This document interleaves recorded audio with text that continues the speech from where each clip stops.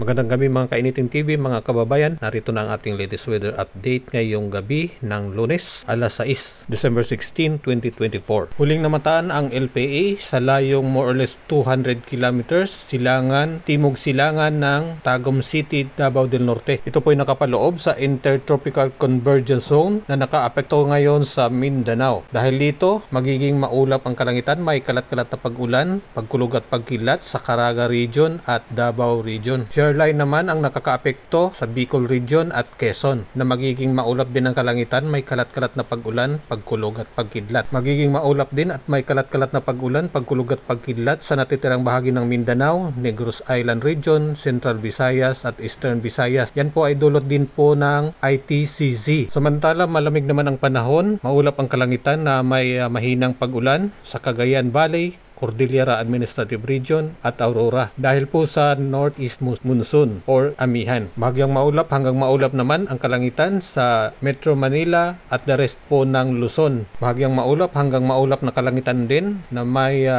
bihirang pag-ambon, thunderstorm sa natitirang bahagi ng Visayas. Nasa medium chance pa po ang LPA na magiging pong tropical depression sa susunod na 24 oras. Dahil po sa pinagkasamang epekto ng ITCZ at saka LPA ay marami pong ulan at mga ulap ang maibuho sa susunod na mga araw.